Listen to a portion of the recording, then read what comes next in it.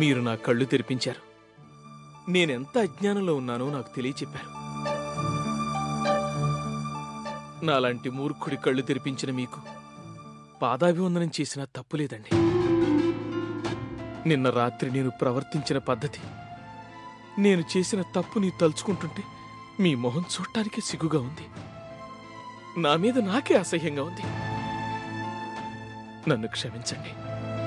అదేంటండి, చేసిన తప్పుకి రాత్రి క్షమాపణ చెప్పారు కదా, మళ్ళీ ఇప్పుడు ఎందుకండి దాన్ని గుర్తు చేసుకుని క్షమాపణ అడగటం? ఇన్నాళ్లకు నా కళ్ళు తెరుచుకున్నాయి. నాలో ఉన్న రాక్షసుడు, నీచుడు నిన్న రాత్రి చచ్చిపోయాడు.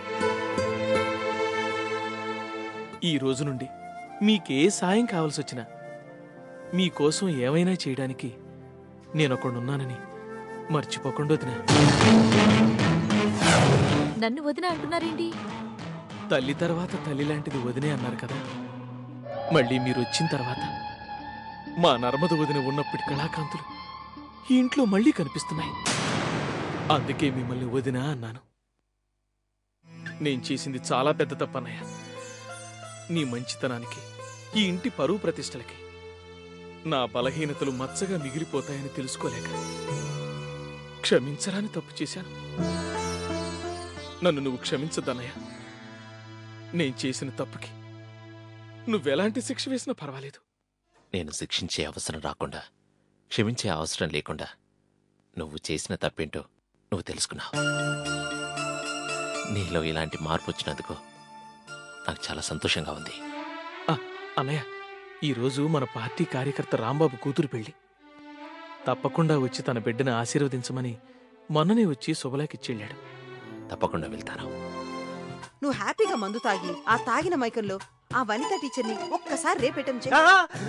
అంత ఆశ్చర్యపోనవసరం లేదు. చెప్పింది చెయ్యి. ముందు మందు తాగు. నేను మందు కొట్టడం ఏమిటి, రేపు చేయడం ఏమిటి? మొదలు పెట్టవయ్యా. నీకేమైనా మెంటలా? బుద్ధుండే మాట్లాడుతున్నావు అసలు? నాకు కావలసినంతుంది లేంది మీ అన్నయ్యకే. ఏమన్నా? నిన్న రాత్రి మీ తమ్ముడు ఇలాగే తాగొచ్చి ఆ వనితని రేపు చేయబోయాడు. మీ అన్నయ్య ఏంట్రా నువ్వు చేసిన వెధవ పని అని అడగకుండా మీ తమ్ముడు అన్నయ్య తప్పైపోయింది క్షమించు అనగానే మీ అన్నయ్య తన గుండెని గండిపేట చెరువంత చేసుకుని, ఒరే తమ్ముడు ఇదిగో ఈ బాధ్యతలు చూసుకో, ఈ పనులు చేసుకో అని కొత్త కొత్త బాధ్యతలు అప్పచెప్పాడు తెలుసా?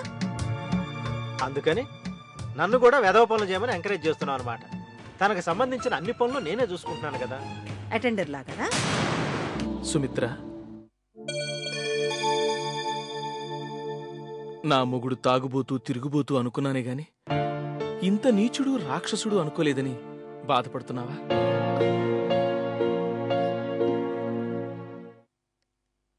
లేదండి, నా భర్త నీచుడు రాక్షసుడు కాదు. మీలో మొదటిసారిగా ఈ మార్పు చూస్తున్నాను. ఈ మార్పు కోసం నేనెప్పటి నుండో ఎదురు చూస్తున్నాను. ఇది నిజం చెప్తుందా, వేళాకోళం చేస్తుందా? దీని ఫీలింగ్స్, ఎక్స్ప్రెషన్లు చూస్తుంటే నిజంగానే నమ్మినట్టుంది.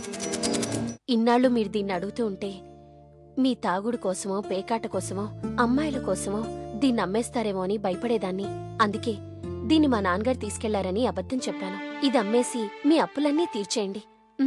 ఇది చెప్పే సెంటిమెంట్ డైలాగులకి నాకే కళ్ళ నుండి నీళ్లొచ్చేసేలా ఉన్నాయి.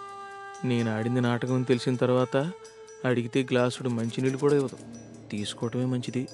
తీసుకోండి.